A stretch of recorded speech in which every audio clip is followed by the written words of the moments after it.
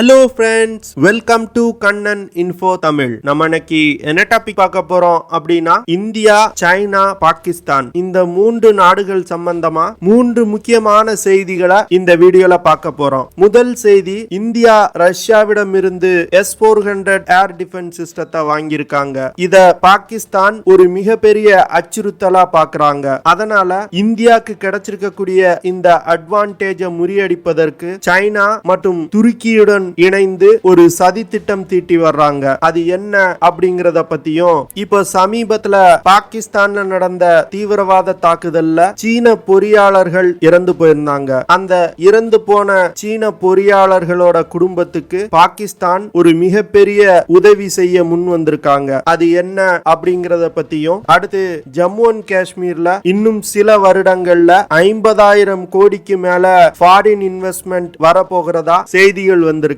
அதோட முக்கியத்துவத்தை பத்தியும் நம்ம டீடைலா இந்த வீடியோல பார்க்கலாம். நீங்க இப்பதான் நம்ம சேனலுக்கு ஃபர்ஸ்ட் டைம் வர்றீங்க அப்படின்னா நம்ம சேனலை சப்ஸ்கிரைப் பண்ணிக்கங்க. அப்படியே அந்த பெல் நோட்டிபிகேஷனை கிளிக் பண்ணி ஆல்ங்கிற ஆப்ஷனை எனேபிள் பண்ணிக்கங்க. இந்திய விமானப்படை ரஷ்யாவிடம் இருந்து வாங்கப்பட்ட S-400 ஏர் டிஃபென்ஸ் சிஸ்டத்தை எல்லையில டிப்ளாய் செஞ்சு வந்துட்டு இருக்காங்க. வரக்கூடிய ஏப்ரல் மாசத்துக்குள்ள இந்த S-400 ஏர் டிஃபென்ஸ் சிஸ்டத்தை சைனா மற்றும் பாகிஸ்தானை கவுண்டர் செய்யும் விதமா இந்திய எல்லையில நிலைநிறுத்த முயன்று வந்துட்டு இருக்காங்க. இந்திய விமானப்படை இந்த S-400 ஏர் டிஃபென்ஸ் சிஸ்டத்தை ஒரு கேம் சேஞ்சர் அப்படின்னு சொல்றாங்க. இந்த S-400 ஏர் டிஃபென்ஸ் சிஸ்டத்துல 4 விதமான மிசைல்கள் பயன்படுத்தப்பட்டிருக்கு. 40 முதல் 400 கிலோமீட்டர் தூரத்துல உள்ள இலக்குகளை இந்த மிசைல்கள்னால சுட்டு வீழ்த்த முடியும். இந்த S-400 ஏர் டிஃபென்ஸ் சிஸ்டத்தினால ஏர்கிராஃப்ட், க்ரூசர் மிசைல், பாம்ஸ் மற்றும் பாலிஸ்டிக் மிசைல்களை தாக்கி அழிக்க முடியும். இதன் மூலமா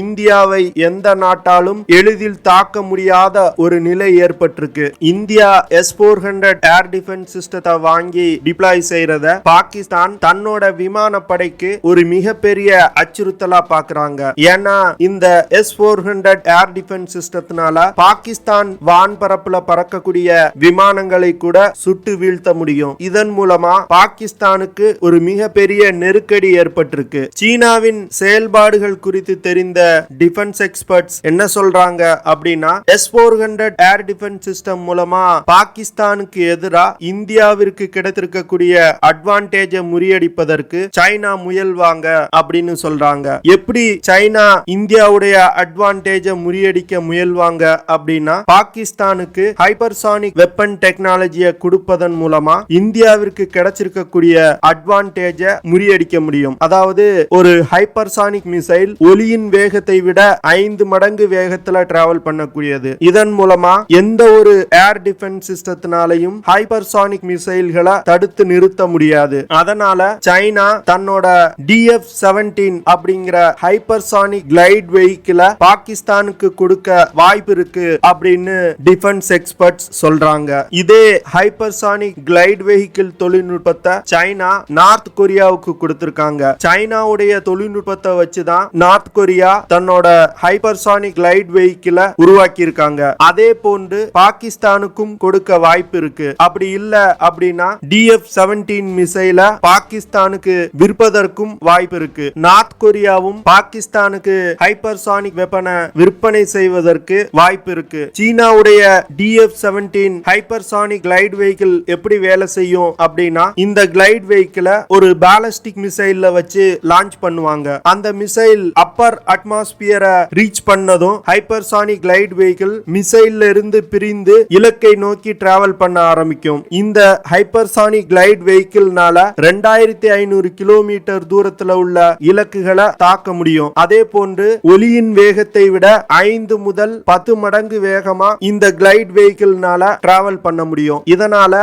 எந்த ஒரு ஏர் டிஃபென்ஸ் சிஸ்டத்தினாலையும் இதை தடுத்து நிறுத்த முடியாது. பாகிஸ்தானுக்கு எதிராக இந்தியாவிற்கு கிடைச்சிருக்கக்கூடிய அட்வான்டேஜை முறியடிப்பதற்கு சைனா பாகிஸ்தானுக்கு இந்த மிசைல்களை விற்பனை செய்யும். அப்படி இல்லனா இந்த தொழில்நுட்பத்தை டிரான்ஸ்பர் செய்யும் அப்படின்னு டிஃபென்ஸ் எக்ஸ்பர்ட்ஸ் சொல்றாங்க. அடுத்து, இந்திய விமானப்படை விமானங்களை தாக்கி அழிப்பதற்கு பாகிஸ்தானோட சர்ஃபேஸ் டு ஏர் மிசைல் டெக்னாலஜியை சைனா அப்டேட் செய்து கொடுக்க வாய்ப்பு இருக்கு. அதே போன்று HQ-9 ஏர் டிஃபென்ஸ் சிஸ்டத்தை பாகிஸ்தானுக்கு சைனா கொடுத்திருக்காங்க. அந்த சிஸ்டத்தையும் சீனா அப்கிரேட் செய்து கொடுக்க வாய்ப்பு இருக்கு. அடுத்த பாகிஸ்தான் திட்டம் என்னவா இருக்கு அப்படின்னா, துருக்கி மற்றும் சைனா இந்த ரெண்டு நாடுகளும் பாகிஸ்தானுடைய நெருங்கிய நட்பு நாடுகள். இந்த ரெண்டு நாடுகளிடமும் S-400 ஏர் டிஃபென்ஸ் சிஸ்டம் பயன்பாட்டில் இருக்கு. இதன் மூலமா இந்த நாடுகள் உதவியோடு S-400 ஏர் டிஃபென்ஸ் சிஸ்டத்தோட ஸ்ட்ரென்த் என்ன, வீக்னஸ் என்ன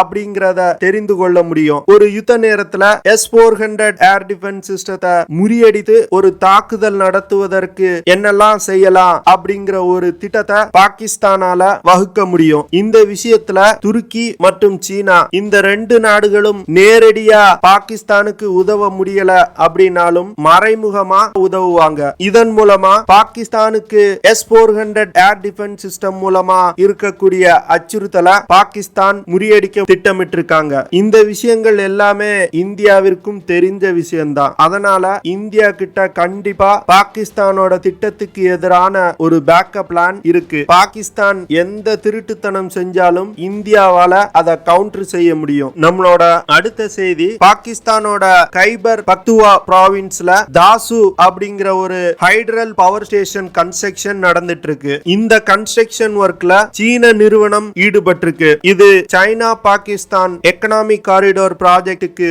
தொடர்புடைய ஒரு ப்ராஜெக்ட். இந்த ப்ராஜெக்ட்ல வேலை செய்யக்கூடிய சீன பொறியாளர்கள் மீது ஜூலை 14, 2021 அன்னைக்கு ஒரு தீவிரவாத தாக்குதல் நடத்தப்பட்டுச்சு. இந்த தாக்குதல்ல கிட்டத்தட்ட 10 சீனர்கள் இறந்து போனாங்க. 36க்கும் மேற்பட்ட சீன ஊழியர்கள் பாதிக்கப்பட்டாங்க. இந்த தாக்குதலுக்கு பிறகு சீனா பாகிஸ்தானிடம் 38 மில்லியன் அமெரிக்க டாலர் பாதிக்கப்பட்ட தன்னோட ஊழியர்களுக்கு இழப்பீடு வழங்குவதற்காக கேட்டாங்க. ஆனா பாகிஸ்தான் 38 மில்லியன் அமெரிக்க டாலர் கொடுக்க முடியாது அப்படின்னு பேச்சுவார்த்தை நடந்துட்டு இருந்துச்சு. இதனால தாசு டேம் ப்ராஜெக்ட் வேலைகள் நிறுத்தப்பட்டுச்சு. அதற்கு பிறகு பாகிஸ்தான் சீனாவிடம் கெஞ்சி அந்த தொகையை குறைக்குமாறு கேட்டாங்க. கடைசியா சைனா மற்றும் பாகிஸ்தானுக்கு இடையே நடந்த பேச்சுவார்த்தையில 11.6 மில்லியன் அமெரிக்க டாலர் இழப்பீட பாகிஸ்தான் வழங்க ஒத்துக்கிட்டாங்க. இந்த தாக்குதல் இந்தியாவுடைய உளவு அமைப்பான ரா மற்றும் Afghanistan national director of security அப்படிங்கிற இந்த ரெண்டு உளவு அமைப்புகளும் இணைந்து இந்த தாக்குதலை நடத்தியிருக்காங்க அப்படின்னு குற்றம் சுமத்தி இருக்காங்க. அது மட்டும் இல்லாம இந்த தாக்குதல்ல ஈடுபட்ட பாகிஸ்தான் தாலிபான் தீவிரவாத அமைப்புக்கு இந்தியாவுடைய உளவு அமைப்பு உதவி செஞ்சிருக்காங்க அப்படின்னு குற்றம் சுமத்தினாங்க. இந்த தாக்குதலுக்கு பயன்படுத்தப்பட்ட வெடிபொருட்களை இந்தியாவில் இருந்து பாகிஸ்தானுக்கு கடத்தி கொண்டு வரப்பட்டிருக்கு அப்படின்னு இந்தியா மீது குற்றம் சுமத்தினாங்க. ஆனா இந்த குற்றச்சாட்டுகளுக்கு பாகிஸ்தானால எந்த ஒரு ஆதாரத்தையும் காமிக்க முடியல. பாகிஸ்தானை சேர்ந்த மக்களும் இந்த தீவிரவாத தாக்குதல்ல இறந்து போயிருக்காங்க. ஆனா அந்த மக்களுக்கு எந்த ஒரு நிவாரணமும் வழங்கப்படல. அடுத்த செய்தி, ஜம்மு அண்ட் காஷ்மீர்ல ஆர்டிகல் 370 ரிவோக் பண்ணதுல இருந்து இந்தியா ஜம்மு அண்ட் காஷ்மீர் மாநிலத்தை முன்னேற்றுவதற்கு பல விதங்கள்ல முயன்று வந்துட்டு இருக்காங்க.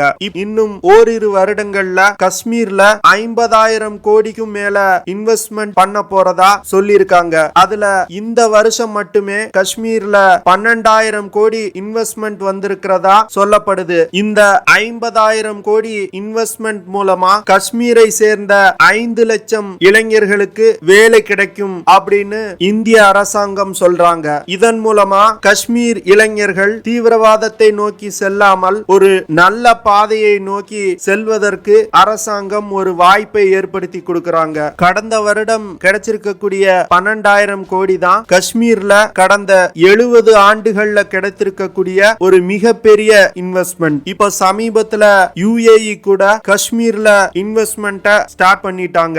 UAE-யோட பல முன்னணி நிறுவனங்கள் காஷ்மீர்ல இன்வெஸ்ட் பண்ண முன் வந்திருக்காங்க. குறிப்பா ஃபுட் ப்ராசசிங் மற்றும் ரியல் எஸ்டேட் துறையில இந்த நிறுவனங்கள் இன்வெஸ்ட்மெண்ட் பண்றாங்க.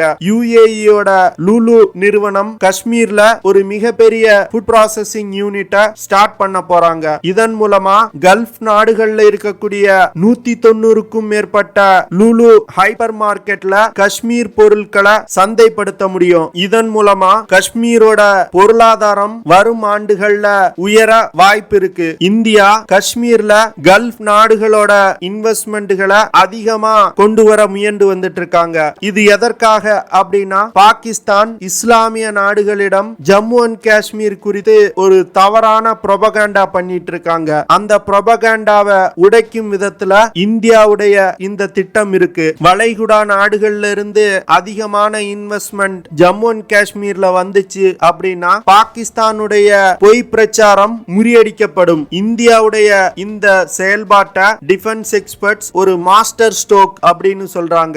கல்ஃப் நாடுகளை ஜம்மு அண்ட் காஷ்மீர்ல இன்வெஸ்ட் பண்ண அழைப்பதன் மூலம் ஜம்மு அண்ட் காஷ்மீருக்கு இன்வெஸ்ட்மெண்ட்டும் கிடைக்கும், பாகிஸ்தானுடைய பொய் பிரச்சாரத்தையும் முறியடிக்க முடியும். ஓகே ஃப்ரெண்ட்ஸ், நம்ம வீடியோவோட நிறைவு பகுதிக்கு வந்துட்டோம். இதெல்லாம் தான் நான் உங்ககிட்ட ஷேர் பண்ணணும் அப்படின்னு நினைச்ச விஷயங்கள். ஐ ஹோப் நான் ஷேர் பண்ண விஷயங்கள் உங்களுக்கு பிடிச்சிருக்கும் அப்படின்னு நினைக்கிறேன். அப்படி பிடிச்சிருந்துச்சுன்னா ஷேர் பண்ணுங்க, லைக் பண்ணுங்க, கமெண்ட் பண்ணுங்க, மறக்காம நம்ம சேனலுக்கு சப்ஸ்கிரைப் பண்ணுங்க. அப்படியே அந்த பெல் நோட்டிபிகேஷனை கிளிக் பண்ணி ஆல்ங்கிற ஆப்ஷனை எனேபிள் பண்ணிக்கங்க. See you in the next video. Jai Hind.